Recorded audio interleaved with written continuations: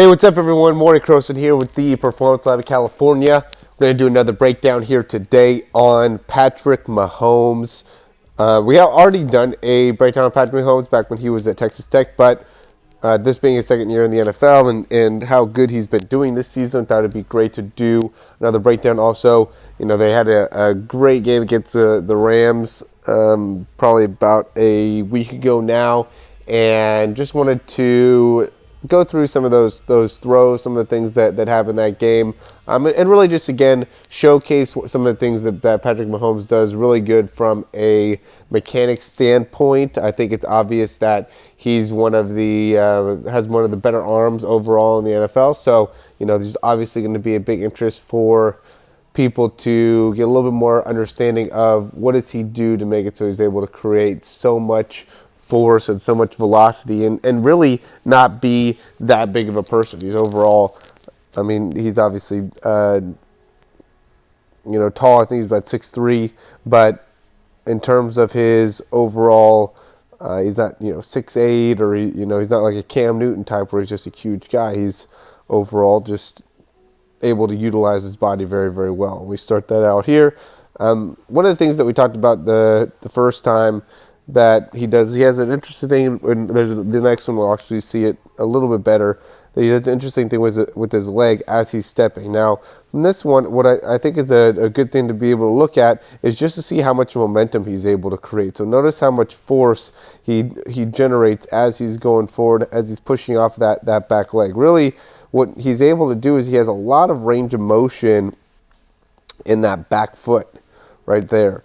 So what he does is he's on that back leg here, and really the range of motion goes more that way and that way, which would be more of what's called inversion, eversion in the actual foot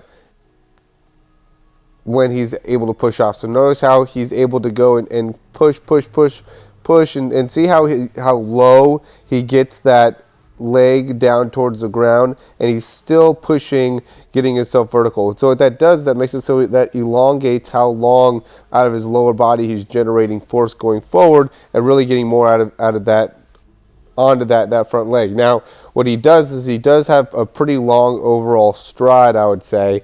But part of the reason that happens is because, one, he's pretty tall, and the other reason is because of how much he's generating off that back leg. So now what that does, that just gets so much momentum going forward. Then when he's creating that generating all that momentum forward, he's then really has sound upper body mechanics, right? So as he's going forward, notice how he doesn't spend very much time going back. He does drop the ball a little bit, right? Notice, guys, how that ball is pretty low. And that throws to notice how he starts it off pretty high. So how much range that ball actually goes through is a good amount. But notice how it's high, and now it's dropping pretty low to almost to that belt buckle, and then coming up and around. But notice that it's really very forward and back. So it's going back, loading. He's transferring his weight forward. Now he's beginning that. Notice how his hips open up first. So his hips open up and then goes through and generates all that force. And one of the things that he does that's interesting is he has a pretty good lean over to the side there, right? So notice how he leans over that upper body to the side. And what I'm thinking that he does that for is just to make it so he has a little bit better range overall in the upper body. I'll let you guys actually see it too. Boom, right? And see how much of a flick that overall wrist and elbow go through during that throw, and a lot of that has to do with how his overall wrist range of motion is, but then also how he's kind of dropping that ball and has so much, again, overall range as he's actually throwing. Now this one was a good one just because he tries to put so much behind the ball, and this one is where I said you could see a little bit more with the whole step. That's very interesting. So notice how when he goes and he pushes off that back leg,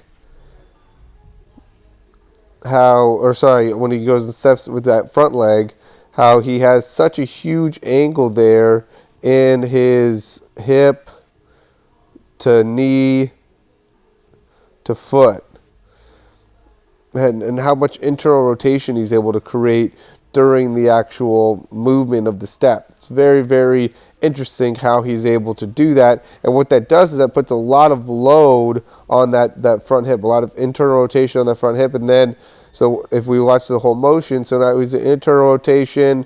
Now he's probably about to neutral again, pretty wide overall stance.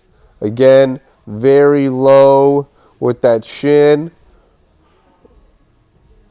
And also notice when he lands on that front foot, how this overall looks. I mean, you can see both this foot is off the ground on the outside, and this foot, the outside part of the foot, is off the ground, right? So both of the inside parts of his legs are on the ground as of right now.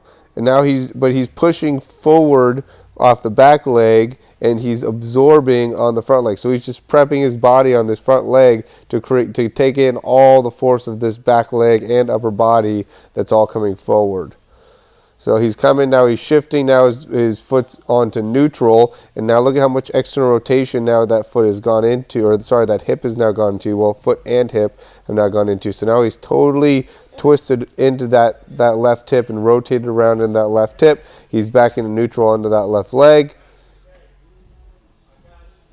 And now he's just absorbing all of that weight in that front leg, and he's actually taking it and going upwards. Now, again, he's leaning over to the side a good amount in that upper body. And so what he's doing is he's using a lot of that side part of that front arm. And then, again, that makes it so he ends up having a little bit more space within the shoulder joint. So a lot of times when we see this with athletes where they're leaning over the side a good amount, one of the things that we look to is say, okay, how much overall shoulder range of motion do they have? Because it's a lot of times limited, which is making it so they have to lean over. So there's got to be some type of limitation that he has within the scapula or the shoulder range of motion that's making it so he needs to lean over. But, that's not necessarily a bad thing. It's just something that, that is, and it's a way for us to be able to assess what's going on from a athletic standpoint and get some more information there. So that's one of the things that is noticeable from that shoulder lean, or sorry, the spine lean. Now, next thing that I wanted to show here, and this one really showcases two things. First, we'll go into the route by Travis Kelce here. So notice how he goes, and it's on Marcus Peters, who's, really good overall corner, actually played for the Chiefs for a little bit. So he's lined up inside shade, and notice how when he gets off the ball, Travis Kelce, he goes and immediately takes away that inside shade, right? So now he's pushing up inside, makes it so that now he's squared up, gives him another kind of fake jab to the outside, then sets him back up coming inside, and that gets him to flow heavy here, goes right back over the top, and goes in and runs an excellent out route. Just so well done for such how big he is.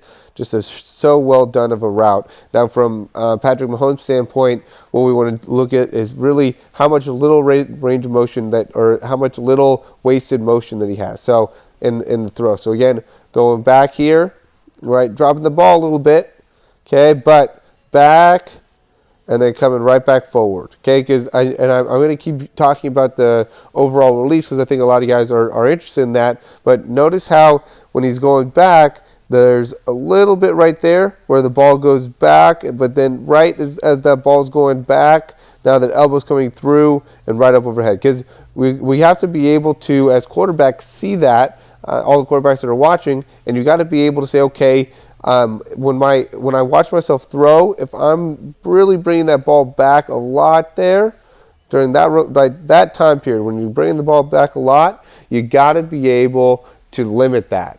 That you can go back way too much there, and that amount of time that you spend bringing the ball back is all wasted time for you to get that elbow through and throw.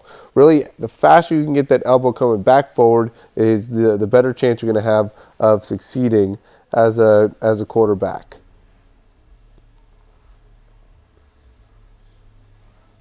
See how quickly he's able to just go right back and throw. Again, he does drop the ball a little bit, but it really brings that ball back right away and throws. Okay, one last one here. Just going to show the deep ball to Tyreek Hill. Play action. All right, so what you can see there is really how much momentum he's overall creating in his body.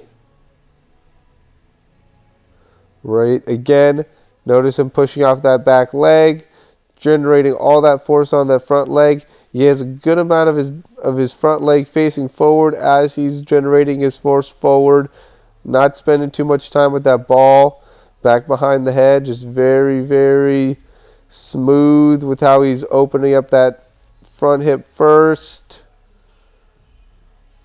rotating from there, then bringing that front arm through, pushing off of that back leg, and as he's pushing off that back leg, really snapping that arm through and just creating so much overall force going forward, and very stable on that front leg. Notice how he's able to rotate from all the way back here with that, his front foot. So take a look at this. So see where his front foot is, and then notice where the back foot is, obviously, and then notice how he's able to push off of that back leg, and he gets that front leg, that back leg all the way to here with that front leg not really moving at all. Boom, pushing off that back leg, it gets all the way back around, and as he's getting all the way back around, that front leg still hasn't moved. The reason I say that is because I see so many people where their front foot comes all the way off the ground as they're throwing the ball, and the harder they're trying to throw and the deeper they're trying to throw, the more it comes off the ground. Where you notice how Patrick Mahomes really drives that foot into the ground, really makes it so he has a firm base to throw the overall football, which I think is huge for him to be able to generate as much force as he does. All right, guys, let me know if you have any questions about the video here. Would love if any of you guys are interested in getting one of these breakdowns done for you or being a part of our throw program. Would love to have you in the program. You can go ahead and send us an email or follow some of the links below. We have plenty of overall links that you can find. Also check out some of our other videos. We have a lot of great information here at the Performance Lab of California, and just looking to try to help out as many overall athletes as we can, help you just perform better, resist injury, and just get a little bit more information about, from a mechanic perspective, how you can, again, improve overall performance. Hey, thank you so much for watching this video. I hope you really enjoyed it, and if you did, you can subscribe down below, and that way you can get updates on any of the new videos that we get. Also, if you want to, you can check out some of our other breakdowns for speed and throwing. We have exercises, also jumping mechanics videos, a lot of great stuff within our channel. Hope you enjoy.